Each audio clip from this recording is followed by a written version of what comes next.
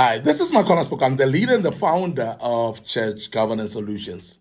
Today I want to teach about a very important topic as well that speaks about why pastors should not take guest speaker invitations when they're running their own conferences. Reasons why pastors should avoid taking invitations while they're busy running their own conferences.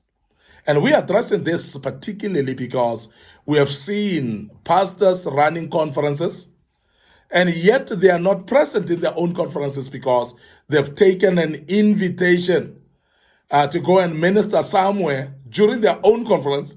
They are ministering somewhere in another conference. That is a total disorder of some sort. And I'm sure you've seen that happening. But we want to speak to this today so that we become careful as ministers of the gospel. And each one of us that we are running conferences, be careful not to take another invitation that clashes with your own conference. Because in the first place, when you take invitations to another conference to go and minister there, it shows how less serious you take your own conference. It shows how less important your conference is according to you. Now, if your conference doesn't seem too important to you, don't expect anybody to take it serious and important. Because when you leave and go and minister somewhere, it shows that it is not that important to you. And I'm emphasizing this as Church Governance Solutions, that please, let's learn not to actually embark into a disorder of this sort. The first thing that I want to emphasize is that if this undermines the seriousness of your conference, as I've said. And it will actually show people that you're not serious with your own conference. And if you're not serious with your own conference, please don't expect us to be serious about it. Don't expect your members to be serious about it. Don't expect your leadership to be serious about it. Because if you're serious about your conference, you will be there to observe how things are going. You'll be there as well to receive your own guest speakers, the very same people that you invited yourself. You'll be able to welcome them. And that's very key. And I'm emphasizing this because it's very important that we straighten this and we correct this error because we have seen it happening. Number two is guest speakers should be welcomed by the senior pastor, should be welcomed by the visionary. You've invited people. They are known by you, the guest speakers. So therefore, they cannot arrive to the reception of other people that they don't know. And I've taught about this a bit earlier in the earlier sessions as well, that you must be aware that the people that you've invited, they know you as a visionary. You're the one who called them. You're the one who invited them. So you cannot afford not to be there unless if it's an emergency. And in that regard, you'll realize that you will actually appoint somebody who will receive your guest speakers, but you will also let your guest speaker know that you are attending to an emergency. And as you are attending to an emergency, therefore, your guest speaker will understand that you are attending to an emergency. You will soon be coming back, or you may not make it for the day, but it's because it's an emergency. Your guest speakers will understand. And that is why it will be understandable when you have appointed somebody who will therefore receive your guest speakers. But in this regard as well, appoint somebody senior, your assistant pastor or somebody who's senior, your chairperson of the church or somebody who's senior. Because if a guest speaker arrives, the pastor is nowhere to be found.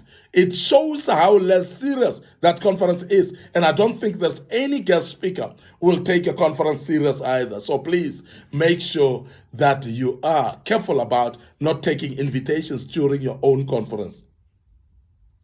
The other thing is what it does is your presence. It keeps organizers focused as well.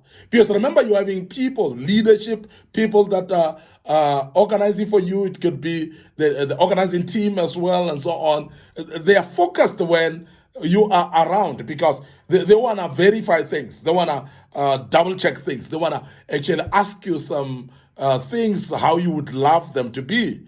And that's the reason why a senior pastor or the visionary or the host must be there, because your own organizers want to know if things are okay according to your expectation.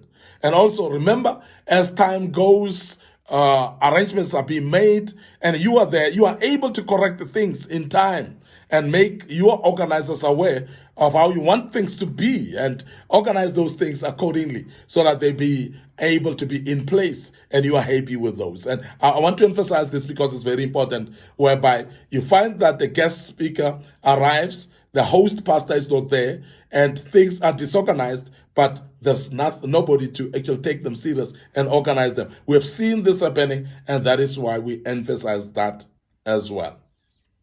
So your presence will keep the organizers focused.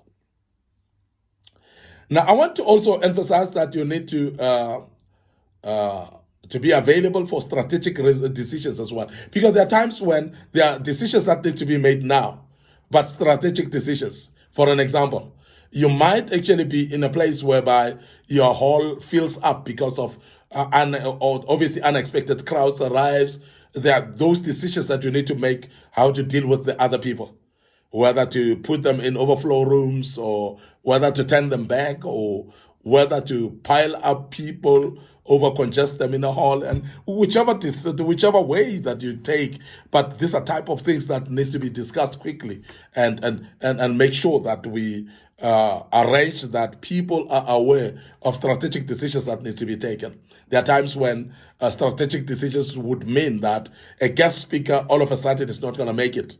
And that will be strategic decision for you as a visionary to decide who can step in at a particular time. You might be having some other people that you can use to step in some matter of emergency, or yourself, you can step in and minister for that day because for unforeseen reasons, a guest speaker cannot arrive. Those are type of strategic decisions that you need to take, but you can only do that in your own presence when you're there. But if you're not there, things like that cannot be finalized, and nobody will be able to actually save the situation, because you would be the one who's actually strategically able to save the situation and make sure that things happen immediately and they're sorted out immediately as well. Very, very important, and we emphasize that. We've seen these things happening, and that is why we emphasize those. There's a need to monitor the content of the sermons as well, fed to your people. Why you need to be there as well is because your guest speakers are going to minister to your people. So therefore, you need to monitor the content of the sermons. You need to monitor what is delivered to your people. You need to monitor whether there's an error on the pulpit or a teaching of some deviation of some message of doctrine that is actual deception that is being brought to your people. So you monitor that, and you are able to observe that much earlier. You are able actually to correct that either immediately or even later, because you would have heard and listened. But if you're not there, they are going to be fed with garbage, and therefore you would not know that they've been fed with garbage, and therefore you will not be able to correct that. You will not be able to step in and correct issues like that. But I'm emphasizing this, that as a host, you cannot take another invitation, because this is the time that you need to sit there, listen, digest digest the sermons or the preachings, and be able to decide whether it's the right stuff for your people. Very, very important, and I'm emphasizing that, and I hope you see it that way as well, because it's very, very key that you see it that way.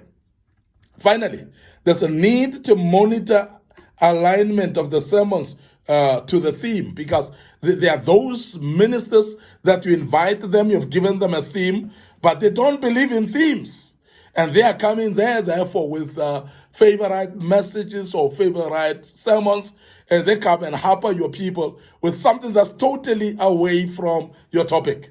For that reason, this will help you to actually align yourself, what has been preached, to the theme, or else be able to actually decide whether that type of a speaker deserves to be invited again or not. Because this is very key, that you safeguard your people right now, but also safeguard your people in future as well.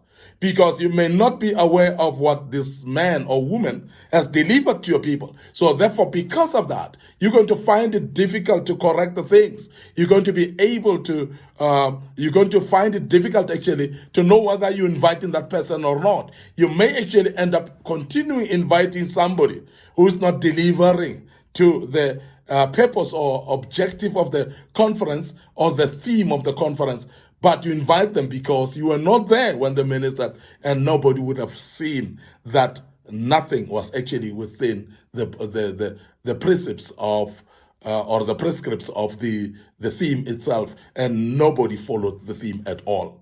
I want to end up here today, your host, Micornus Phokane. I hope there's something that you've learned quite a bit out of this. And I want to urge you that you follow us on our socials, our YouTube channel as well, whereby you subscribe, click the notification button as well. Make sure that you're part of what we're doing. Follow us on Facebook, Church Governance Solutions. That's the page, Church Governance Solutions. And please like that page and become a member. And also make sure that also you follow me as Micornus Phokane on Facebook, and that will help you. Click notification buttons, and that will make you aware when we've posted a teaching of this sort, and that will actually help you to learn out of it. May the good Lord bless you tonight or this day, and please allow me to say cheers for now.